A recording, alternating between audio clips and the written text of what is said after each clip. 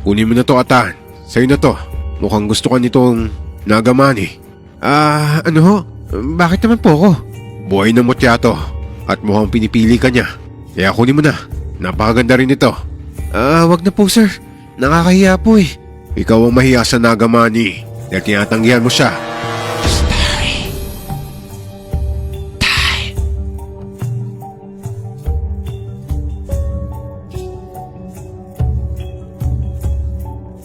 Ako si Jonathan, pero Atan ang tawag sa akin na mas nakakarami. Tubong Negros Oriental ang pamilya ko, pero napadpad ako sa Manila para maghanap ng trabaho. Pero lumaki ako sa Negros Occidental dahil pamilya kami ng mga sakada o yung mga nagagapas ng tubo. Mahirap ang buhay sa sakada dahil hindi rin maayos ang pag-handle sa amin ng kontratistang regular na kumukuha sa amin. Taon-taon ay 6 na buwan kaming nananatili sa Negros Occidental. Dito na kami naabot ng Pasko at Bagong Taon. Hindi ako nakapagtapos ng elementarya dahil lagi ako nakabuntot kina mama at papa. Ayoko kasing humihiwalay sa kanila noon eh. Kaya sa mura kong edad ay naging sakada na rin ako. Sa ilang taon namin pagsasakada ay wala kaming naiipong pera. Pinapadala kasi nila mama ang sahod nila sa mga kapatid ko sa Negros Oriental. Ang sahod ko naman ang panggastos namin sa araw-araw. Hindi kasi marunong mag-budget ang ate kong naiwan sa bahay namin sa Oriental noon. Kaya lagi silang nauubusan ng pera. Kaya tuloy, baon kami sa 5-6 sa kontratista. Dahil sa nakikita ko na imbes na umasenso kami, ay nababaon lang kami sa utang sa pagiging sakada. Kaya dahil dito, tumigil ako sa pagsama kina mama at papa tuwing panahon ng tubo. Nagtrabaho na lang ako sa bigasan sa palengke at nang makaipon ako, ay saka ako naglakas loob na subukan ng kapalaran ko sa Manila. At dahil wala naman akong mataas na edukasyon, ay walang ibang trabahong pwede sa akin kundi bilang isang boy o katulong lang. Dito ko nga nakilala si Sir Pal, isang Indiano na Filipino citizen na. At siya ang magbibigay sa akin ng karanasan na hindi ko akalain na mararanasan ko sa tanan ng buhay ko. Baby pa lang daw si Sir Pal nang mag-migrate ang pamilya nila dito sa Pilipinas. 3 sila magkakapatid na puro lalaki at siya ang bunso. Panganay nila si Sir Sanjay o Jay. Tapos sinusundan naman ni Sir Rohit at ang bunso nga si Sir Pal. Mababait silang lahat at magagaling magtagalog. Wala silang Indian accent dahil dito na rin nga sila lumaki. At bilang mga Indiano, iisa ang negosyo nilang magkakapatid, 5-6 o pautang. Pero hindi sila gaya ng mga kontratista namin noon sa probinsya na sobrang mahigpit sa pera. Iba sina Sir Pal. Madalas kasi ay sila pa yung natatakbuhan ng pera, pero hinahayaan na lang nila to. Ang katwiran nila ay kaya nga malaki sila magpatubo ay dahil sa mga ganitong sistema ng mga taong nangungutang sa kanila. Kung matakbuhan man na raw sila, ay at least malaki na ang naibayad sa kanila. Magaling sila magpaikot ng pera kaya mayayaman sila. Hindi sila bili ng mga walang katuturang bagay gaya ng ate ko. Kaya kami nabaon sa utang noon eh. Sila Sir Pal, nag-iipon sila ng pera. At kapag malaki na ang halaga na naipon nila, ay saka lang sila bibili ng mga bagay na pwede pang lumaki ang halaga sa pagdaan ng mga panahon. Gaya ng mga lupa, alahas, at mga painting. Sa kanya nga ako natuto kung paano humawak ng pera ng tama eh. Atan, ang pera, hindi yan galing sa masama. Alam mo ba yung kasabihan na money is the root of evil? Hindi totoo yun. Ang tama, the love of money is the root of evil. Kapag nagpalipin ka sa pera, doon ka magsisimula maging ganid at masama. Pero kung alam mo kung paano paikutin ng pera, may kita mo, lalaguin kasama ng pagkatao mo. Sir Pal, turuan niyo po ako kung paano humawak ng pera. Ngayong alam mo nang hindi masama ang pera, nagsisimula ka ng matuto. Pinakita niya sa akin kung paano siya makipag-usap sa mga tao sa paligid niya. Kung paano siya makisalamuha sa mga taong pumupunta sa bahay niya. Kalmado lang siya lagi. Hindi siya nagtataas ng boses. Pero hindi rin siya nakikipagbiruan. Negosyo to, Atan. Dapat alam ng mga kliyente mo kung anong halaga mo sa kanila at anong halaga nila sa'yo. Kailangan namin ng isa't isa. Kaya dapat may paggalang sa pagitan namin. Opo Sir Pal. Naiintindihan ko po. At ang pera, wag mong gagamitin para magkaroon ka ng mga kaibigan at girlfriend. Napakalaking pagkakamali niyan. May ex-wife kasi si Sir Pal, isang Pilipina na pinakasalan niya noon. Pero nalaman niyang peke ang kasal nila dahil may asawa pala ito na kasama rin nila sa mismong bahay nila. Hindi ko na nakilala ang ex-wife ni Sir Pal na si Selena. Ilang taon na kasi silang hiwalay. Nang mamasukan ako kay Sir Pal, pinakita na lang niya sa akin ang larawan ng ex-wife niya para raw kilala ko to at para raw wag kong papasukin sa bahay niya. Sabi ni Sir Pal, nakilala niya si Selena noong mangutang ang nanay nito sa kanya. Pinupuntahan ni Sir Pal sa bahay ang nanay nito para singilin. Kaya palagi niya rin nakikita si Selena noon. Noong umpisa ay hindi naman daw siya pinapansin ni Selena, pero nang lumobo ang utang ng nanay nito sa kanya ay saka naman daw naging mabait sa kanya si Selena. At kadalasan pa ay siya na ang nakikipag-usap na sa susunod na lang daw magbabayad ang nanay nito. Hanggang dumating ang araw na personal na siyang pinupuntahan ni Selena sa bahay niya at humihingi ng pabor bilang lalaki na ino-offeran ng katawan ng babae. Naging marupok si Serpal at bumigay siya sa pang-aakit ni Selena. Namalaya na lang daw niya na regular nang nangyayari sa kanila to at siya namang si Tanga ay nagre-regalo na ng kung ano-ano kay Selena. Aminado raw siya na napamahal din siya kay Selena noon dahil talagang napakamaasikaso at maalaga nito sa kanya. Mga bagay na hinahanap niya sa isang babae. Pero nawarningan na raw siya noon ng mga kapatid niya na sina Sergey at Sir Rohit.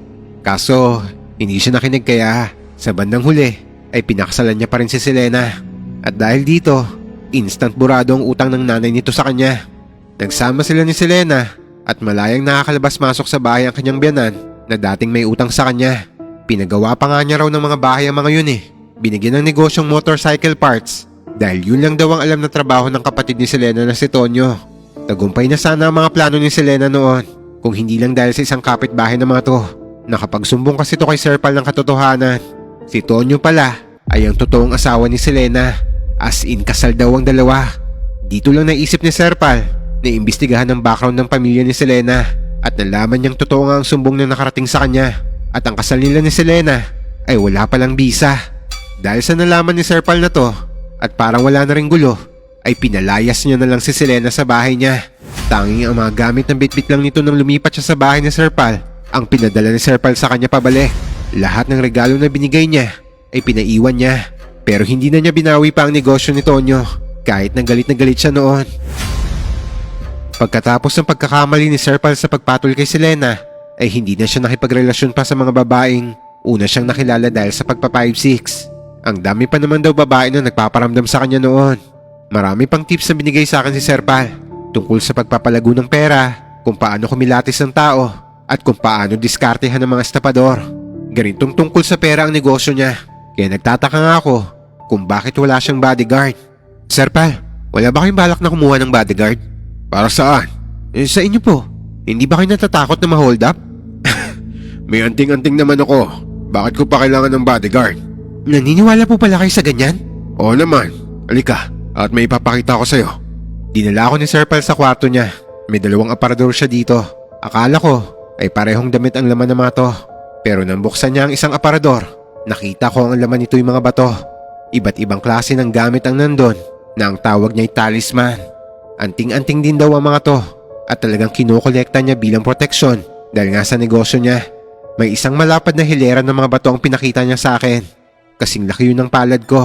May 9 na iba't ibang klase ng bato. Nalimutan ko na ang pangalan ng iba eh dahil hindi pamilyar sa akin. Basta sa gitna ay naroon ang ruby tapos nakapalibot na dito ang 8 iba pang bato. Ang natatandaan ko ay may pearl, emerald at diamond pa. Pinagdurugtong ng gold na frame yung mga bato. Ang sabi ni Sir Pal, bawat isang hiyas ay sumisimbolo sa iba't ibang bato ng outer space. Ang ruby naman daw ay sumisimbolo sa araw at ang pearl naman ay sa buwan. Ang sabi ni Sir Pal, ang pinagsama-samang mga bato na to ang pinaka-powerful sa lahat ng bato. Ang dala raw nito ay proteksyon laban sa kaaway, magandang kalusugan at masaganang pamumuhay. Kaya lang daw ay hindi basta-basta ang pangangalaga dito. Komplikado rin dahil naghihilaan daw ng enerhiya ang mga bato. Kapag hindi marunong ang maghahawak nito ay ultimate kamalasan ang aabutin niya.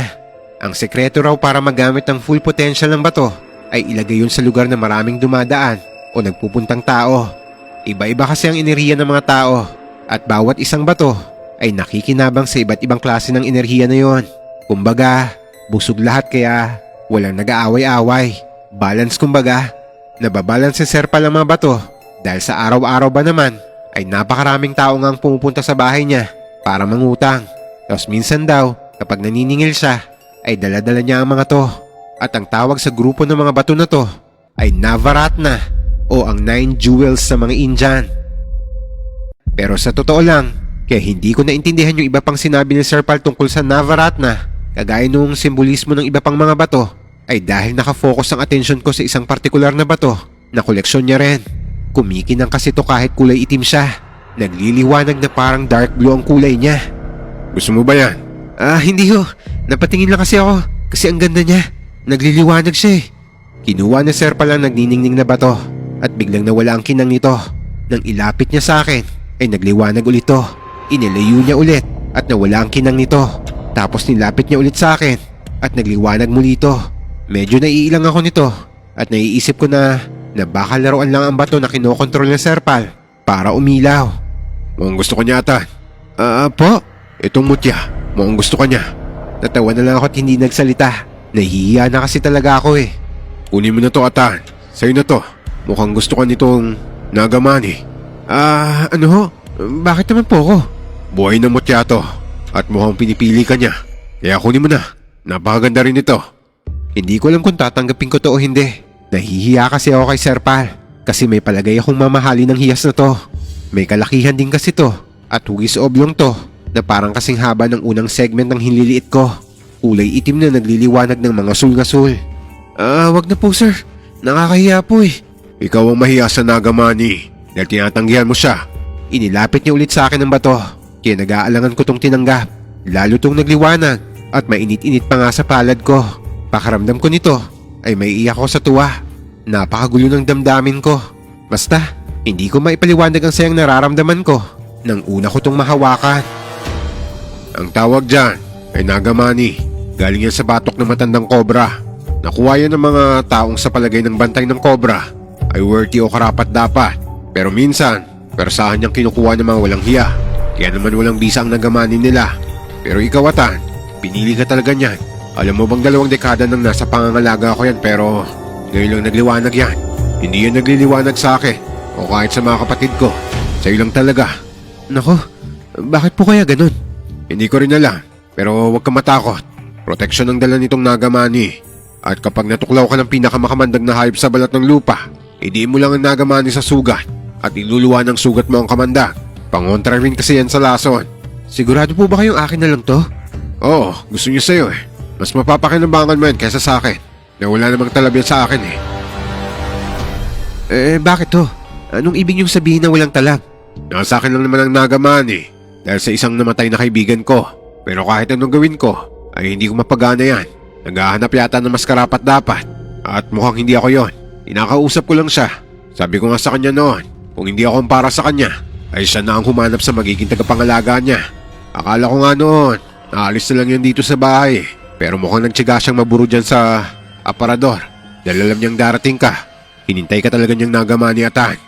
Ang totoo ay hindi ako kumbinsido sa sinabi ni Sir Pal noon. Naisip ko kasi na baka ordinaryong bato lang ang Nagamani na to, na umiilaw kapag naliliwanagan. Yung bang tinatawag na luminous. Pero dahil inoffer niya nga sa akin na kunin ko na, di tinanggap ko na lang. Salamat po rito Sir Pal Wala yon. Basta ingatan mo yan. Kaya mo tuturuan kita kung paano gamitin yan. Hindi madali ang magpalakas ng mutya na gaya ng Nagamani. Ang sabi ni Sir Pal, kapag nag-full moon daw, ay huwag kong kakalimutang pasinagan sa liwanag ng buwan ng Nagamani. Kapag naman Biyernes, ay ibabad ko sa gatas ng kalabaw mula alas 6 ng gabi hanggang alas 11 ng gabi. Sa totoo lang, nalilimutan ko kung minsan gawin to. Kaya hindi na rin ako maasa noon na may bisa pa ang mutya ko. At isa pa, ay duda nga ako sa sinasabing powers nito. Pero gayon pa man, ay iningatan ko ang Nagamani dahil bigay yun ni Sir Pal. Sa isip ko pa noon, ay patitignan ko sa pawn shop. Baka pwede kong maisangla o maibenta sakaling mangailangan ako balang araw. Hanggang isang gabi, habang naguhugas ako ng pinagkainan, ay nagulat na lang ako ng may dumagok sa akin. Napasubsob ako sa lababo. Basta ang sunod ko na lang naalala ay para akong pinagbabatukan ng sunod-sunod. Pagkatapos ay nanlamig ang buong katawan ko at nanghina. Bumagsak ako sa sahig at dito ko nakita na may mga lalaking nakapasok sa bahay ni Sir Pal. Narinig ko pa ang mga sigaw ni Sir Pal bago ako nawalan ng malay. Hanggang sa ospital na lang ako nagising. Sina Sir Jay at Sir Rohit ang nagbabantay sa akin nito. Inaayos lang ni Palambil mo. Baka bukas makalabas ka na. Ano po bang nangyari? Pinasok kayo namang magnanakaw kagabi. 3 beses kang nabaril. Si Pal naman nabaril din pero nakatakbo sa labas kaya hindi napuruan. Nakahingi ng saklolo sa kapitbahay. Kaso nakatakas sa mga magnanakaw bago pa dumating ang mga pulis. Ganun po pala ang pakaramdam ng nabaril. Akala ko po, dinagukan lang ako May hawak ka raw na kutsilyo sabi ni Pal. Nanlaban ka pa yata kaya ka binaril eh. Mabutit hindi ka natamaan sa ulo. Nangilabot ako sa sinabi ni Sir Jay. Hindi ko maalala na may hawak akong kutsilyo. Baka aksidente ko lang naman nahawakan ng kutsilyo ng mga oras na yon dahil naguhugas nga ako ng mga pinagkainan namin. Wala naman kasi akong intensyon na manlaban. Ni hindi ko nga alam na pinagnanakawan na pala kami. Pero nagpapasalamat pa rin ako nito dahil nakaligtas kami ni Sir Pal. Bigla ko naalala ang mga anting-anting niya at ang nagamani na nasa Durabox ko. Kamusta naman po si Sir Pal? May nakuha po ba yung mga magnanakaw? Maayos naman siya. Nadaplisan lang siya sa braso dahil nakatakbo siya. Ang kaso, hinalimas ang talisman niya. Yun yata ang punteriya ng mga magnanakaw eh. Ano po? Paano? Ang ibig kong sabihin, sino po kaya ang posibleng may kagagawa nun? May iba pa bang nakakaalam sa mga talisman na yun? Meron. Si Selena. Tanga-tanga rin kasi yan si Pal eh. Nagtiwala sa ahas na yon. Ang nabarat na talagang punteriya ng babaeng yun. Alam niya kasing mamahaling mga bato ang nandun eh. Malamang na ibebenta niya ang mga yon. Nakakatakot naman po palang Selena na yun. May sariling mga tauhan. Baka mga lalaki lang din niya yon. Mga kabit niya na inuuto gaya ng ginawa niya kay Pal. Ano pong sabi ng mga pulis? Ayun, mag-iimbestiga pa sila. Ikaw ba? Wala ka namukaan sa mga pumasok sa bahay kagabi. Pilit kong inalala ang mga nangyari, pero wala akong nakitang mukha ng mga magnanakaw. Puro pa lang ang nakita ko. Malabo pa, dahil nawalan na nga ako ng malay. Hindi naman ako kinulit nila Sir Jay at Sir Rohit patungkol dito. Pinayuhan pa nga nila ako magpahinga na muna para makabawi ng lakas. Kinabukasan nga, ay na-discharge na rin naman ako. Himala nga eh, dahil sa 3 bala na bumaon sa akin, ay walang tinamaang mahalagang internal organ sa mga yon. Unti-unti na nga ako nakukumbinsin nito ng nagamani.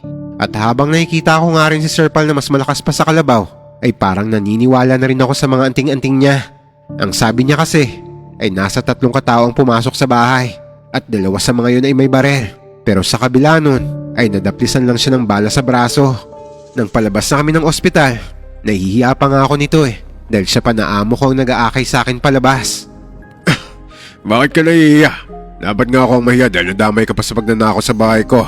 Sir Pal naman kasi, ako tong boy niyo tapos kayo tong amo, kayo pa tong umaalalay sa akin. Tawa pa rin ng tawa si Sir Pal nito kahit nasa labas na kami ng ospital. Paulit-ulit niyang sinasabi sa akin na huwag ako mahiya. Hindi ko na maalala kung ano pang mga sinabi ko noon sa kanya kasi biglang naman hindang tiyan ko at para akong tinulak. Nagulat na lang din ako nito nang bigla kaming tumumba ni Sir Pal. Basta ang mga sumunod na pangyayari ay parang naulit lang ng gabi ng manakawan kami. Ang pinagkaiba lang ay pareho kaming bumulagta ni Sir Pal nito habang nagsisigawan ng mga tao sa paligid namin. Sabi ng mga matatanda, ang mga ahas daw kapag nakatuklaw ng tao ay mabilis na tumatakas. Pero nagbabalik sila sa lugar kung saan nila natuklaw yung biktima nila makaraan ng ilang araw para daw siguraduhin na napatay niya ang kanyang tinuklaw. At ganito nga ang nangyari sa amin ni Sir Pal. Binalikan kami ng mga magnanakaw. Sinigurado nila na mapapatay nila ang amo ko. Nasa harap lang kasi kami ng ospital nito at hindi pa nga kami nakakalayo ng tuluyan. Pero dahil tinadtad nila ng bala si Sir Pal, ay talagang hindi natirhan ng hininga to. Hindi ko alam kung paano ang nangyari. 4 ang bago kong tama ng bala pero hindi ako napuruhan. Si Sir Pal talaga ang pinag-initan ng husto. Nakita ko kung paano sumisirit ang dugo niya sa leg at dibdib. Humihinga pa siya nito pero yung tama niya sa baba noong nakabulagta na siya ay tumatago sa kanyang tuktok hanggang bigla na lang siyang huminto sa paggalaw at yung mga mata niya ay parang natuyo na. Kitang-kita ko kung paano at kailan siya nawalan ng buhay. Hanggang ngayon ay nakatatak pa rin sa isipan ko ang itsura ni Sir Pal nang mamatay siya. Gulat na gulat ang mukha niya. Kahit naman ako'y nagulat din. Akala ko nga'y ligtas na kami pagkatapos ng nakawan dahil nakuha naman ng mga magnanakaw ang pakay nila.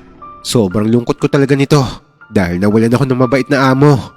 Ang sabi nila Sir Jay sa akin ay hindi na nila alam kung ano pang intensyon ng pinaghihinalaan nilang utak ng krimen na to na si Selena para ipapatay ng tuluyan si Sir Pal.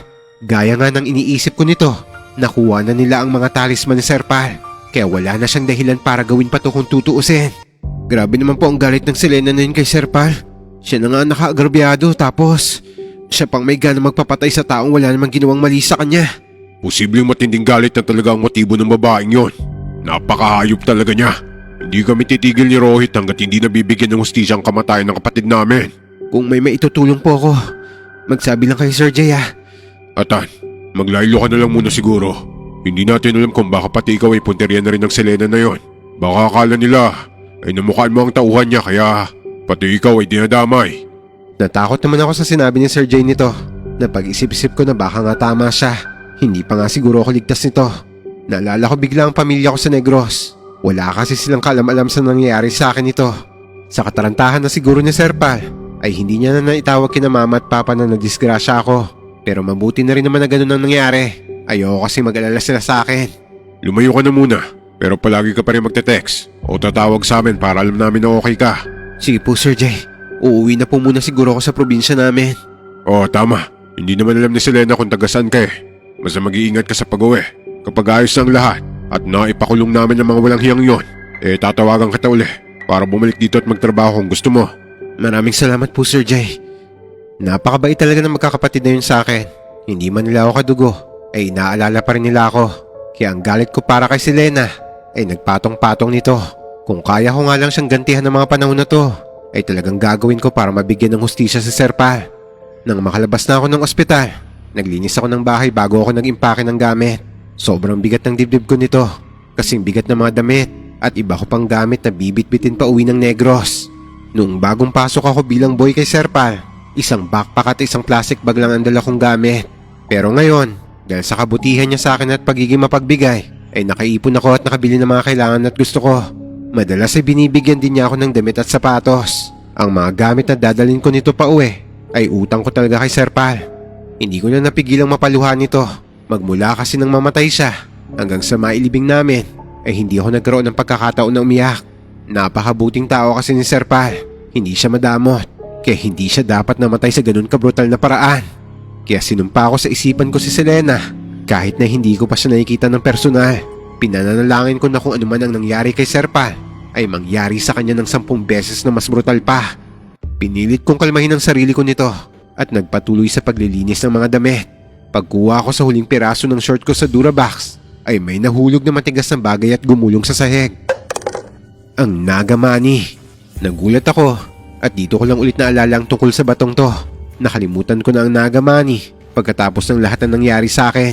Hindi pala nila lahat na 5 sa mga talisman ni Sir Pal dahil nasa akin pa nga ang mutya ng cobra. Dahil dito ay naisip kong baka kaya nadisgrasya si Sir Pal ay dahil binigay niya to sa akin. Sa tinagal kasi ng panahon na nasa pangangalaga niya ang Nagamani ay hindi siya nanakawan. Nangyari lang ang nakawan ilang buwan pagkatapos niyang ipabaya sa akin ng mutya. Pagkatapos ay pinatay pa siya. Nang hina ako sa isip ko, parang hindi naman direkta pero kung iisipin pala, may ambag ako sa kamatayan niya. Lalo pa nga, ang isa sa mga bisa nito ay proteksyon.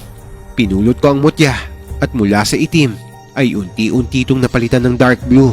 Nagliliwanag pa nga ng mahina to. Pagkatapos ay dali-dali kong dinala to kila Sir Jay at pinagtapat sa kanila ang lahat. Sir Jay, hindi ko naman po kasi naisip na pinoprotektahan pala nitong Nagamani si Sir Pal. Kung alam ko lang, baka hindi ko na lang sana ito tinanggap eh. Huwag ka nang umiyak, Tan. Binigyan ni Pal sa'yo dahil alam niyang ikaw ang karapat dapat na magmay-ari niyan. Tamo, ibigay mo sa akin saglit at tignan mo ang mangyayari. Binigay ko kay Sir Jay ang mutya. Paglapat pa lang ng bato sa kamay ni Sir Jay ay para yun na lobat. Nag-iba ang kulay at ang pagka-dark blue nito ay bumalik sa pagiging kulay itim. Natawa naman si Sir Jay at ibinalik din sa akin ang bato na unti-unting bumalik sa pagka-dark blue na nagliliwanag ulit. Para sa'yo talaga yun, Tan. Hindi nagbabago ang kulay niyan noong nasa pangangalaga pa ni Pal. Ibig sabihin ay walang bisa yan. Saka unti-unting sumeryoso ang mukha ni Sir Jay na para bang may malalim na iniisip to.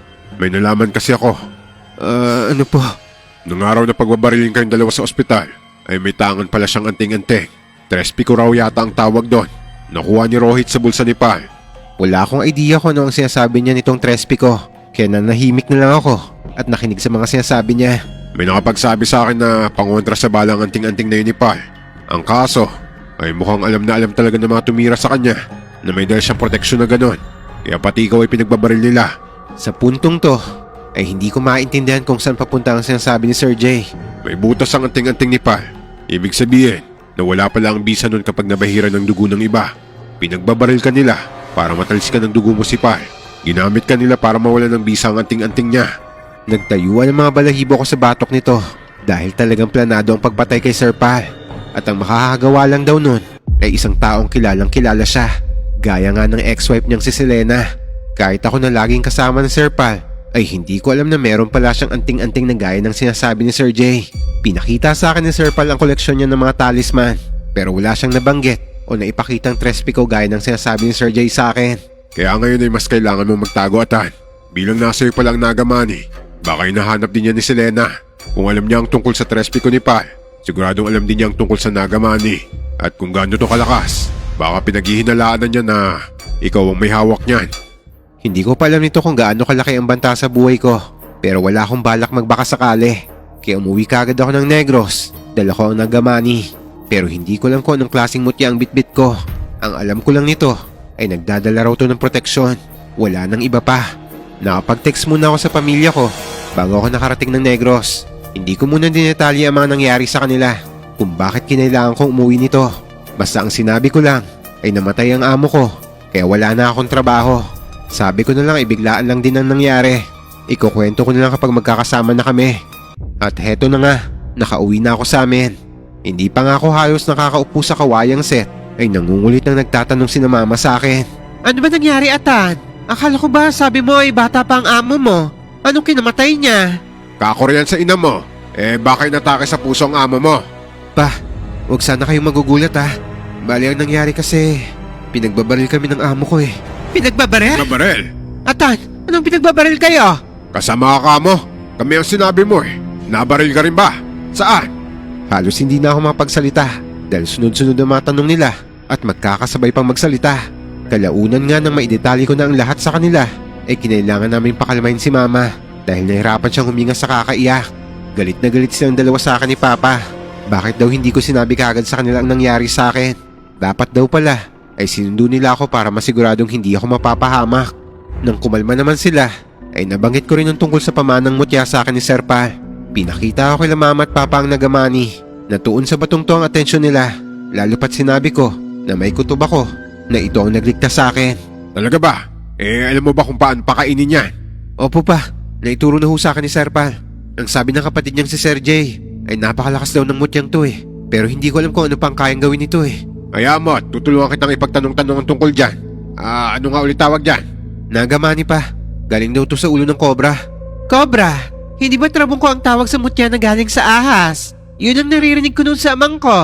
Oo nga no, yun din nga ang pagkakalam ko. Baka nga trabong ko yan. Hindi ko ho alam pa eh.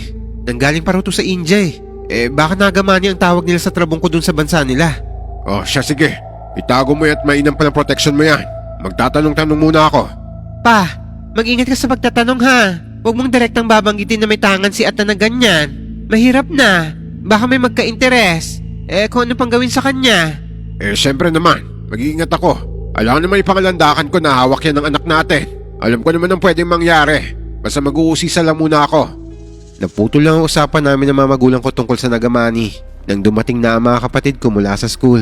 Tuwang-tuwa sila na makita ako lalo pat may dala akong pasalubong para sa kanila. Habang pinapanood ko nito, kung gaano kasi ang pamilya ko sa kaunti kong nakayanan dalhin, ay naaalala ko naman ito si Sir Pal. Kung hindi kasi siya namatay, ay nagsisilbi pa rin sana ako sa kanya. Mas marami siguro akong maiipon at maiiuwing pasalubong sa pamilya ko. Ang kaso, dahil kay Selena, ay wala na ang mabait kong amo. Sa tulong ng perang binigay ni Sir Rohit at Sir Jay, ay nakapagtayo ako ng maliit na tindahan sa harap ng bahay namin. Malaking tulong to sa pang-araw-araw naming gastusin at pambaon na rin ng mga kapatid ko maliliit pa. Isang buwan pagkaraan ko makauwi,